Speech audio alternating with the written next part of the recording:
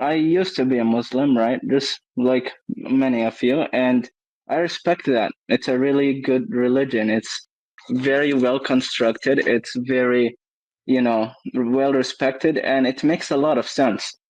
And it's just hard to find problems in it. Like, I really thought there wouldn't be problems. So, but there's this time in my life where I decided to and go find problems. Like I decided to see, because you need to make sure you're right? Like if you're gonna have iman, right? If you're gonna make sure, you need to make sure. So I went and did that, and I noticed quite few problems that I want to talk about, if that's okay.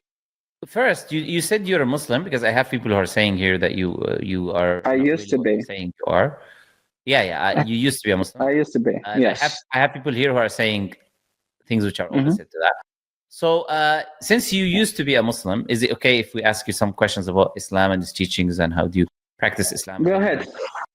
Test me. Sure. Okay. All right. Let me see what I want to ask you. Do you know the 6 articles of faith? The 6 what? Do you know the 6 articles of faith? No, I don't know it by English. I studied the religion in Arabic because I'm, still learning English, but no. What do you mean? What are the 6 articles? No, me telling you would defeat the purpose. Okay. Do you know? Okay. All right. Let's see what else I can ask you that is not too difficult and at the same time, so I cannot do injustice to you. Let's just say. I feel very investigated. Go ahead. Oh, you're saying what? Sorry, you're what? I said I feel very investigated. Like I can ask you the questions. So you're saying you know a lot? What are you saying? No. I said I feel very investigated because you're investigating me. Oh no, we're just confirming what you say, because there's so many people who lie about the fact that they were Muslims before and they're not. So I would say it's fair. That's true. Actually, you have a good point. Never mind. Yeah, so it's fair for us to show whether, because we've already established many times with many different people that they were lying. We started asking them basic questions about Islam, and they do that because they want to play this psychological tactic. Oh, I was a Muslim before, I left Islam, so people are leaving, when they were never even Muslims themselves. And many of these people have a lot of Muslims around them, and because they have a lot of Muslims around them, they can pick up information. That doesn't necessarily mean that you are a Muslim. Okay? That's fair. That's fair. Okay. Can you tell me how many times do you do istinja while you're doing ghusl? So like we do all of it 3 times, right? Istinja should be 3 times as well, from what I remember. It's been a while. So you do 3 times istinja and ghusl? Yes. Okay, perfect. Okay. And when you're doing sujood, which part of Surah Al-Fatiha do you say? When we're doing sujood? Oh my God, I forgot. Okay, so it's been a while. It's hard to remember that, right? Because I've been through a lot going through this. I can't remember that detail specifically, and it's a very emotionally charged topic. So my brain deleted it. Ask me another easier question. Sure. Okay. So do you remember Surah Al-Fatiha? Yes. Alhamdulillah Rabbil Alameen. Ar-Rahman Ar-Rahim. Maliki Yawmiddin. Iyyaka na'budu wa iyyaka nasta'in. I can go on. Yes. Yeah, go on. اهدنا الصراط المستقيم صراط الذين أنعمت عليهم غير المغضوب عليهم ولا الضالين. And then everyone says Amen in a group. Perfect. And this is a perfect example of how many of the people who say that they were Muslim before even memorize Surah Al-Fatiha. So that's why we don't use Surah Al-Fatiha as a question anymore. Because they would go to the extent of memorizing Surah Al-Fatiha just to show that they were Muslims. But why are they lying about it? Why are they lying about it? Why can't they just be honest? I don't know. I think you need to tell us in this case, because you're not being honest. So I think you're the prime I will tell you, actually. Good point. Maybe if they were honest, yes. Why do people lie? Yes. So why do people who left Islam feel like they have to lie and talk about these things?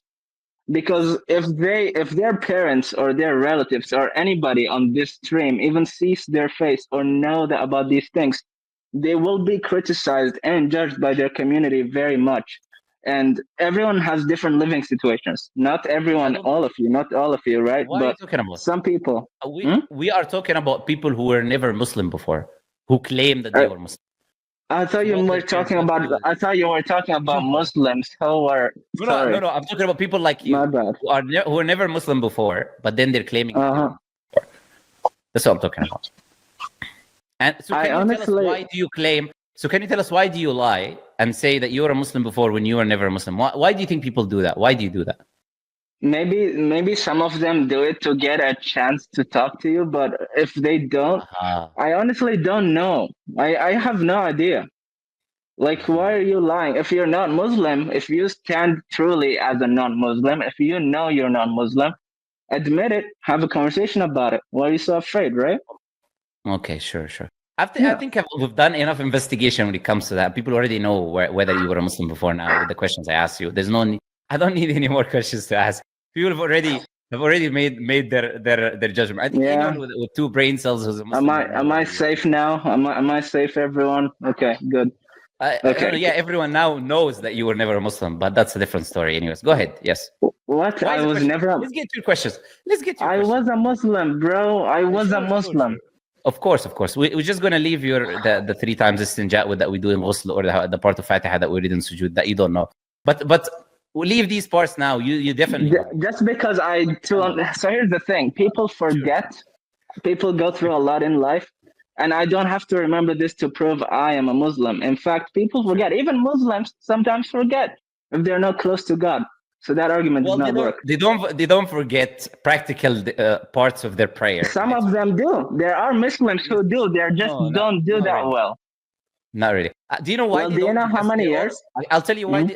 I'll tell you why they don't. Because all of them are putting laughing emojis in the comment section. When I asked you the question, I didn't need to say anything. All of them instantly put laughing emojis because all of them know. Yes. This is such a basic. That's such a basic thing that every Muslim would know. Yes, but here's the thing. Do they know? Do they know? I'm not going to argue too much about that. I've already established my point. Yes, but if your voice is heard, my voice should be heard too, don't you think? No. We don't believe in equal opportunity of presentation when it comes to whether you were this or you were that. That's not an important thing. I'll let you. Okay, you know what? That's fair. Details. That's fair. Who I am does not matter. You're right. You have a good point. Who I am does not matter. Let's get right? to who you are now. Yes. Let's get to why I am. Okay. Good point. So first, let me repeat what you said, because you said that Islam was a very respectful religion, this and that, until you investigated certain things. You thought Islam was a very respectful religion, etc. Then you investigated certain things. That made an issue for you and led you to leave Islam. No, it's more complicated. I didn't even say it. I simplified it. I can talk about how I left Islam, but yeah. So that's not what we're gonna talk about right now. I want to know now. Give me your main question. Let's deal with your main question. Whatever, like the main thing that was the reason is, this is the biggest problem I have, and I'm gonna leave Islam right now because of that.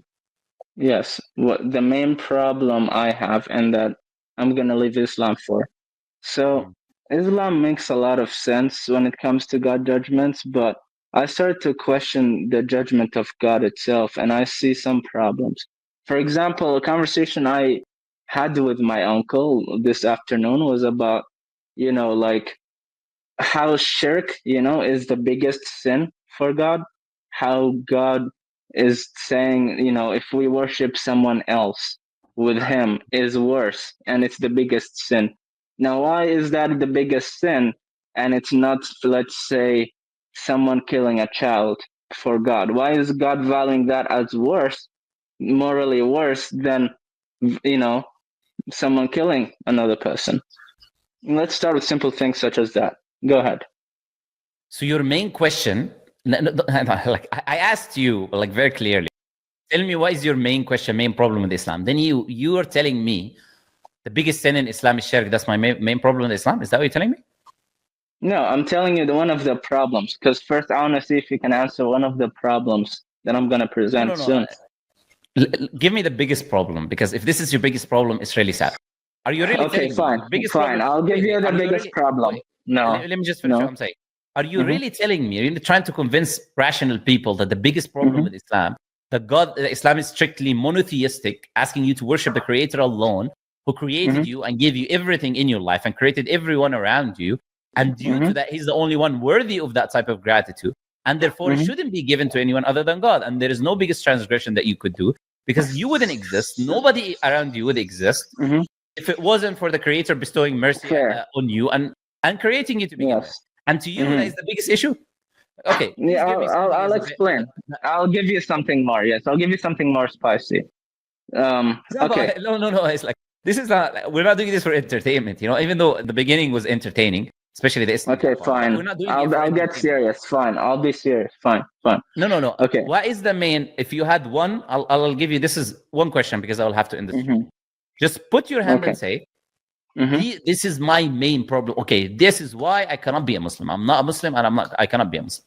I will do it. Okay. Islam is strictly monotheistic, which is okay. I'll do it. I'll do it for Islam. Okay. Yes. Are you okay? So here it goes. My main problem with Islam is that the ruling of God, I don't see it as fair, and it does not. God is not as merciful as He is. So God sends people to hell, and God does not allow people to think freely. That's my problem. There you go. God sends people to hell, and God does not give freedom of thought. It's freedom of thought under the threat of punishment. Therefore, it's not really freedom of thought. And you're trying to be good under the threat of punishment or to go to heaven. So the moral value of being good is decreased. It's not really you're being good because you want to be good. It's more you want to be good to get more points. So yeah, these are the problems. Let me ask this question. Islam is wrong because God sends people to hell and He doesn't give freedom of choice, according to you. Okay, so let me ask this question. How do you go to hellfire in Islam? If you don't believe in God, and if you do certain things. I mean, if let's talk about if a person. No. We're talking about. Are you talking about limited punishment, or are you talking about eternal punishment? Which one are you referring to? We're talking about eternal. Okay, so it's only one thing you can. Hell and adab al-qabr as well. Wait. There's only one thing you can do for that punishment, which is shirk and kufr. It's one thing you can do. There's no other thing that will lead you to eternal hellfire. Okay. Now this eternal punishment. No, I don't need to define anything. This eternal punishment of shirk, and if someone does shirk and kufr, this eternal punishment, is it for everyone or is it for specific people that hear the message and evidences of Islam first? It's for people who heard the messages first. So does that count as us? Is that us too? Step by step. It's for people who hear the messages and evidence of Islam. Number one. Number two, is it for people who heard the message and straight away they go to eternal punishment, or is it they're given the chance until they die? What does giving the chance till they die mean? Because people go through a lot of things. To accept the truth or not. That's what given the chance means. They can't accept the truth. They can't accept the truth if they don't think it's the truth. Can you answer the specific question that I'm giving you? Are they given from an Islamic point of view? Are they given chance to accept the truth until they die or not? That's from an Islamic point of view, and yes. No, even any point of view. Anyone can say I'm a Muslim today. Anyone can do that. So from another point of view, Islam is not always the truth. No. So people. Do you agree? That's another point of view. No. It's not about point of view. We're talking about facts. Can anyone come and say, I'm going to become a Muslim. I testify there's nothing worthy of worship except Allah and Prophet Muhammad is a Muslim. Can anyone do this? If they wanted to? Okay, so yes, they can. And would that mean that they're Muslims? Yes, that means that they are Muslims. Sure. So anyone has the chance to become a Muslim by saying that testimony of faith and entering into the faith of Islam. They will all hear the message of Islam and evidences of Islam first, and they will have until they die. Until whether they're punished or not punished. And that is the definition of choice. What's the problem? We just established now that the people who go to hellfire is through their own decision making, i.e., their own choice. No. It's because God takes them to hell. God takes them to hell. They're not going to hell. They didn't choose to go to hell. Nobody chooses to burn for eternity. Okay, no need to interrupt me. God takes them to hell. You interrupt me too. I'm sorry. Yes, go ahead. No. It's not. I'm interrupting you. I'm asking you questions, and when I try to get an answer from Yes. you don't give me. You don't just give the answer. You try to say. Here's the thing, right? I'm supposed to be the one who asks the question. You give the answers, but I feel like I'm being asked more questions. Why do you think you're the one who's supposed to be asking the questions? Why do you think that? Plus, by the way, I asked you. Okay, fair. Why do I think that? Yeah, that's my issue. Yeah. Yeah. Plus, I asked you what was your issue with Islam, which me giving you the floor to ask your questions. Literally, that's what I did. And what I'm doing right now is responding to your point. So it's not. I'm not like handling a conversation or something. You brought up the point first about the point of shirk, which I responded to briefly. Okay. And then you brought up this point of God putting people to hellfire. And when I'm answering it, you're telling me I'm not giving you a chance, which makes zero sense. These were your questions. These were your objections to Islam, and I was just responding to these objections. But anyways, okay, I have a response to your logic, though. I have a response to your response. You see, you gave me a response, but I want to respond to your response. You're not letting me. Yes. Okay. I'll let you finish with your response to my response, and then I'm gonna give a closing statement because I will have to end here anyways because I don't see it. Sure. But go ahead. What is your response to my response? Yes. Well, here's the thing, right? They didn't choose to go to hell, and God is the one who's sending them to hell. So God is the one sending them to hell. We should question why he's doing that. Not that people just chose to think differently. People chose to change their mind. People should be allowed to think whatever they want. There's enough suffering in this world. Why is there eternal hell afterwards for people who are, they just are not convinced that it's the truth? They're not convinced. They have the right, don't they? We were given free will. And if you don't know it's the truth, if you don't know it's the truth and you see it in your life, how are you going to, how is it a fair judgment, man? It's not. Sure. So let me ask this question. No. Respond to me first. Respond to me first and give me a response to my words. First, you don't get to tell me what to do. Number one. Well, you don't. No, I don't get to tell you what to do, but I shall not talk if you don't respond. Stop interrupting. First, you don't get to tell me what to do. I didn't tell you how to respond to me. You responded the way you liked, and I will do this. I'm asking you to respond. My question, which is I'm about to ask you, is a response. That's why I'll ask the question. The question I'm going to ask you, is it the truth? What they believe is not the truth. Is it true or not true? You believe it's not true. I believe what is not true. Be more specific. Islam or the punishment of God, all of these things. It's not true. No, I believe if it's true, it's not fair and it should be questioned. But I believe it's not true. But to think about it in an Islamic view, as an ex-Muslim, I thought about it. We're talking about people who you say don't accept the message because they believe it's not true. That's the only reason they wouldn't accept. Yes. Why would you not accept? Go ahead. You have to believe it's not true, or otherwise you believe it's not true. Yeah, go ahead. Let me get this. So the people who believe Islam is not true, even though the evidence has been shown to them, if Islam is not true, are they going to be punished? If Islam is not true, they're not going to be punished. So then there's nothing to complain about, my friend. Unless Islam is actually true, and they are going to die and go to eternal hellfire. There's one thing. There is actually something to complain about. Allow me to finish. There is. Allow me to finish. Which is why they're complaining, because they deep down know that Islam is the truth. And after it's not that they know. And after, I know you like interrupting. I'm telling you. Allow me to finish what I'm saying. Because they deep down know Islam is the truth. Do you see why these guys are so concerned with hellfire? Because they deep down know Islam is true. And Islam says when you die upon disbelieving in the religion of Islam, you go to eternal hellfire. Otherwise, why would you be concerned? If you don't believe Islam if you think Islam is not true and you're convinced that Islam is not the truth, why would you worry? Whether what the God of Islam is going to say, he's going to send you here, he's going to send you there, he's not going to send you. Doesn't matter. He left now, but you guys have seen already. Clearly, this is not someone who was a Muslim before. You see the level of questioning, but I'll tell you, it's very important. You see the level of questioning that the people who quote unquote say they left Islam come with. I don't think he was a Muslim before, from what we've already asked him. And even if he was, look at the type of questions. His issue with Islam is that Islam is a strictly monotheistic religion. And the second question is that the people go to hellfire without choice after admitting that people can become Muslim if they want it. And the only way they go to hellfire is after hearing the message and evidences and dying upon rejecting these evidence and messages. And if it wasn't true, then they have nothing to worry about. Why are they so pressed and upset? There's nothing to worry about if it's not true.